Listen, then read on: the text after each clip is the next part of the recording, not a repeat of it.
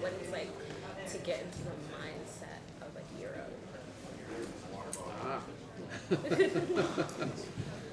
Superhero type thing? Yeah, or You know, what's interesting is superheroes I've found are all motivated by some sort of adversity they've experienced in their own life. So from a character and an emotional standpoint, that's where I first investigate, about what the motivation for the music is of a character, especially developing their theme. And I have to somehow relate it to my own experience, and that's how I become personally attached to the task of creating music for any superhero character. I'm not a super comic person, my background's limited, so I'm really relating to characters and what their motivation is, and so I find that to be a very relatable inroad to at least forming a game plan for how I want to approach writing for a character. Nonetheless, the scope of the picture is going to give you a tremendous amount of information as far as how huge the music has to be, or when we can be small, and just obviously music's going to vacillate throughout. But again, for me, it's generally more personal. I don't have like this superhero expectation for music. So it's always like a redraft of, from the ground up, no matter what I do. Yeah, I think for me it's about understanding the journey. Because, like how it says, there's a low point that you have to understand. You have to be able to express that and understand what that means musically, and then an arrival point, and that's how they get there. And I've related to certain events in my life where it's low, and I fought my way up. But it is, for every individual, it's different. I did the Jackie Robinson movie. It's a very specific American phenomenon. So the score was very specific to him, his roots, and as an American hero. Versus Black Cloak and Dagger, that's not an American story, but it's a teenage story. So you find a different sound. Go talk to my daughter to try to understand the teenage angst and the battles that she's battles. The teenagers love to create, to feel that they're growing and learning. What should be for you a good collaboration between a director and a composer? Well, I think it's the ability to communicate. Filmmaking in general is a collaborative art form. You have many different people all coming together to make a piece of work. And the director, most of the time, is the captain of that ship. Yes, of course. So it's a two-way street. I find I've made it very clear to myself that I have to be responsible as much for that communication as they communicate to me as they are responsible for it. And so if I find that I need more communication, I'm willing to go and get that communication, to make sure that that line is working, and to know that if there's a producer that's influencing that I'm aware of that and bring them in, and just open communication. It's the key. That's and to Mark's point, it's paramount in having any success on any project is gathering the correct information, and the correct information comes from great communication based on, I think, also understanding the sensibility of who you're working with. It's not about judging persons, saying, oh, they're crazy or they're this or that. You just need to understand who they are and where they're coming from as a storyteller. And I think understanding them as people is very important in gathering the appropriate information. Thank you. Yeah, I mean, we had like 5 stations on TV. We had 2 movies screened. There was much to do. It was this great entertainment, but also emotional. What was your biggest challenge of any of your Place projects? to go and just lose myself. Good question. I had one that was, I was at Sundance actually last night, and they actually asked that same question, so I'm sort of prepared. Okay. Inspire me. I want to know how you distilled this down to a singular answer. But I was given warning. I was told, come and bring your hardest challenge. And so I had a few days to think about it. It actually occurred in a movie I did a couple of years ago called The Accountant, which I think has become a DC property up there. It made him a DC character. Movie. And there was a cue in there that I did 5 different, completely different, unique compositions and probably 10 revisions of each. So, I mean, it just went on for months and months and months to try to figure out how to get this. And to the point where I actually kept a whole bunch of them and took them to Sundance and played the progression of about 5 different versions of this piece. And I think it's a matter of when people aren't sure, when there's a process of putting temporary music in a film to try and learn what's going to work.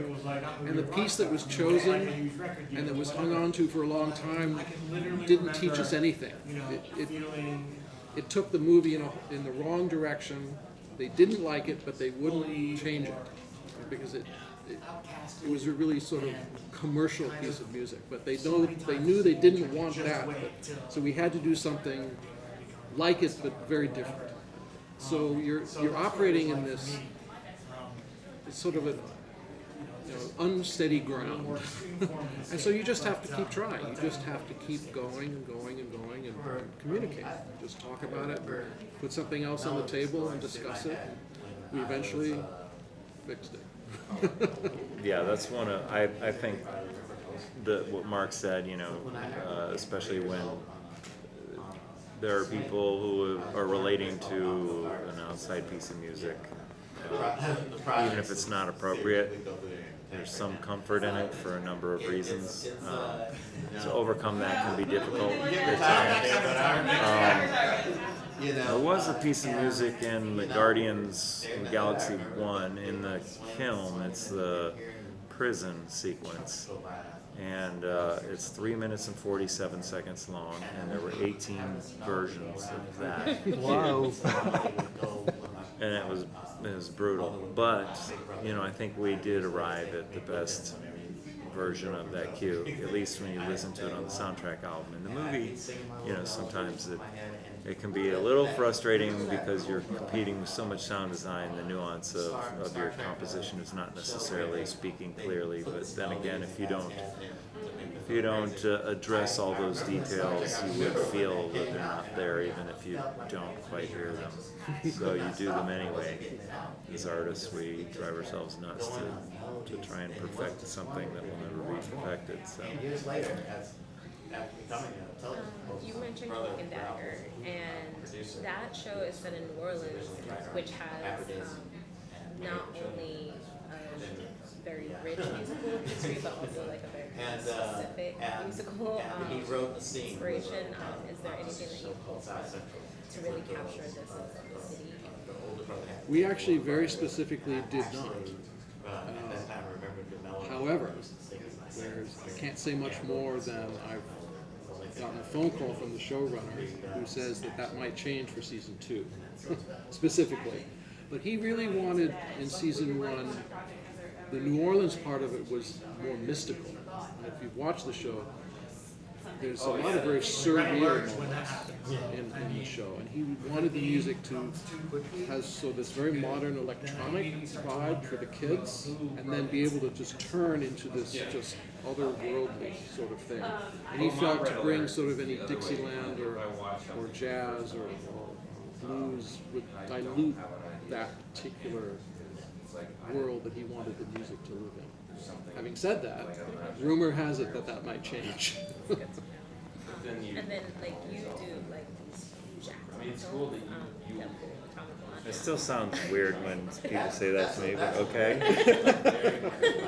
I do. I mean, I guess so. And you talked about competing with all the sound design, but I feel like the music really punctuates how do you find that balance?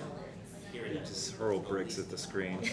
No, honestly, you do your best. Is you know there's going to be this moment where music absolutely comes together with sound design and dialogue and Foley and Walla, all that stuff that is mixed to become the final film. So you want to do the best you can in advance to that, to at least open the lines of communication. As a sound designer nowadays, as opposed to say compared to 15 years ago, they deliver a full package of sound, and in that sound includes some musical elements, some synth tones. And if you don't communicate in advance to the dub, the final mix, you know, maybe that beautiful, gentle, emotional cue that you wrote that the director loves so much is feeling it. It's not coming across in the dub stage, and you wonder why. Well, the sound design may have a tone in it that is semitone out of key with you, and that could create some discordance. So it's really good to say, you know, to get together with them and say, hey, you know, in this frequency range, I've got it. And if they have it, I just get the hell out of the way. It's like, if I see a diesel engine, I'm like, I'm gonna, you know, I'm going high. I'm waiting. Yeah, or I'm out. So oftentimes it is flustering, you know, when you're asked to write through very noisy sequences. But, you know, again, every challenge is a learning experience, and I accept them all. And, you know, I think that I learned something with each one. So I find that part of it to be really satisfying.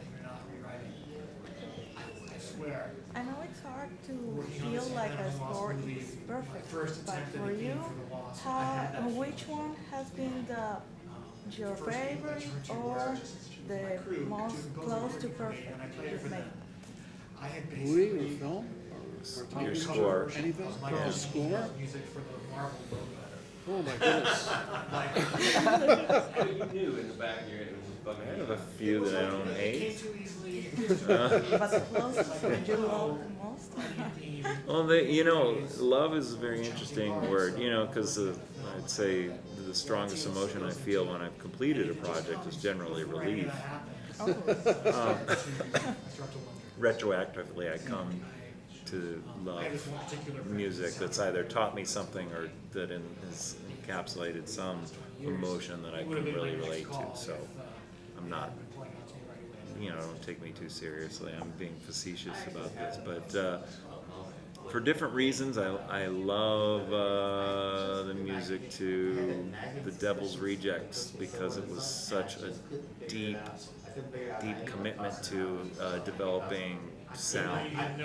There's virtually no discernible instrumentation in that score, and I really liked the challenge that was presented to me by Rob Zombie on that one, and to create a cinematic dimension of his aesthetic already. That was cool. Watchmen was one that I really loved. I loved the movie, and it allowed me to create some pretty esoteric motifs for, I guess, what would be a superhero film. You know, there's hammered dulcimer and all kinds of interesting ways to use solo vocals and things in that film. I did enjoy that a lot.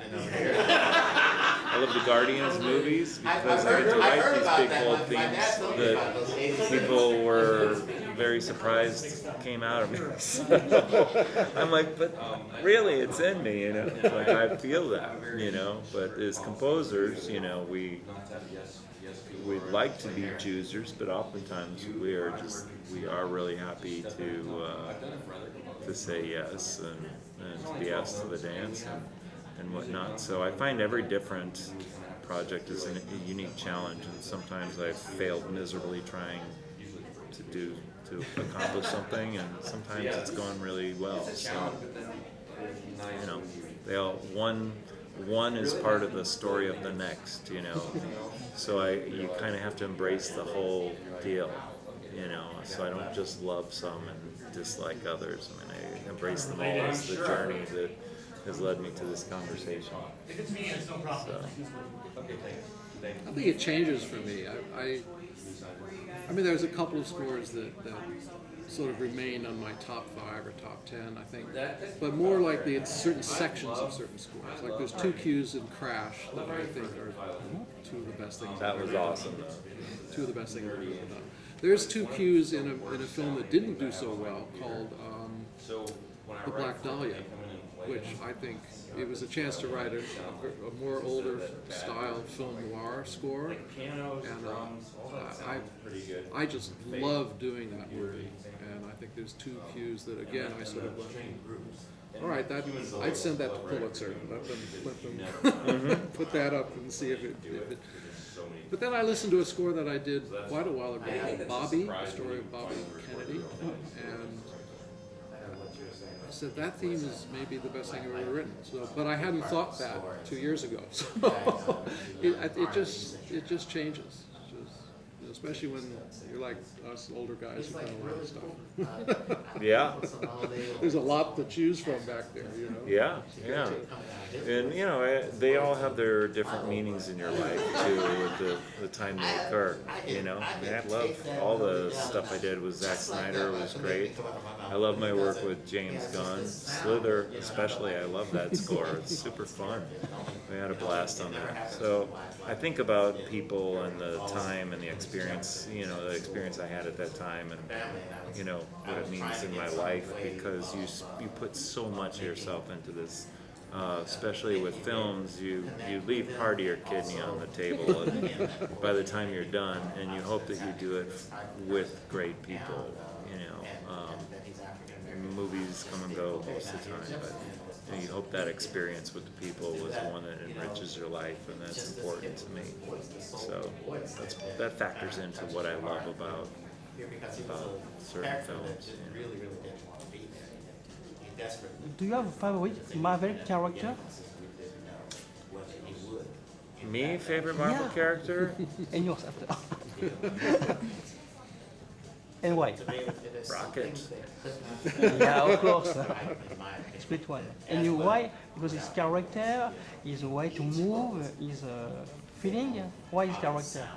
I like Rocket's dialogue. I think he's a very interesting personality. I love the opportunity I've had to write for the Groot character in Guardians of the Galaxy, so no matter what, Marvel characters that would be my favorite are ones that I've had intimate experience working with. So it'd be pretty much contained in that film. You know, Deadpool's funny as hell. Yeah, of course. That's just... And you? Well, my experience is sort of limited in terms of writing for them. So I've got Cloak and Dagger. I did Blade many years ago. And then The Accountant is DC. So I don't think. Okay.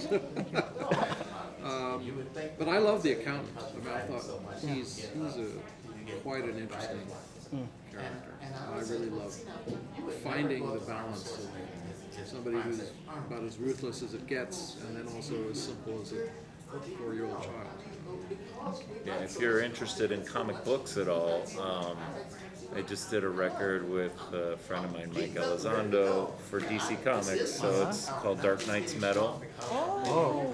So that series, we wrote 6 songs with different artists. That was a great deal of fun. So, and it was definitely heavy music, but it was a lot of fun to do that project and relate it to that series, which is, it's cool because, you know, they do neat things. They're putting out a graphic novel of the series, and then we'll put out a picture disc vinyl before the New York Comic Con and play concerts there. It looks like, so it'll be neat. Yeah. Composers have become like such a thing now. Like everybody really is paying attention to scores for TV and for film. Is there a piece of music that you listen to and you're like, I wish I wrote that?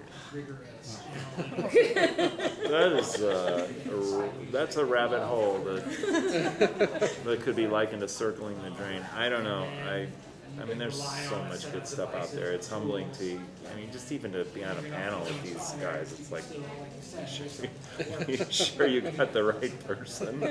You know, I mean, there's so much good stuff, so many talented people who do this. It's crazy to even equate yourself to being, you know, doing the same job as some people that create brilliant music. So, I don't know. I really don't know. I love everything Tom Snow does. I have to say that. There's nothing I could I do have one piece outside of the film world that I go to, and I think it's because it's outside of the film world, I sort of keep going. Okay, when I grow up, I want to be able to do that. And that's a fairly short piece called A Short Ride on a Fast Machine by John Adams. It's just a classical orchestral piece. I love his And compositions. to me, he's sort of revolutionized modern classical music because he allows it to be beautiful again. Yeah. You know, which is quite something for contemporary music. Contemporary music for so long was just sort of ugly and a lot of noisy, and, you know, which has its place, but just as a steady diet, it's tiring. Yeah. And he really said, no, there's ways of being modern and still being triumphant and beautiful. And so I admire that, and that's sort of my touchstone when I need inspiring. It's interesting. I really like his work as well. As long as it's different from what I just did. Good? Yeah. Yeah. Thank you guys. Thank you. Nice talking to you. Thank you.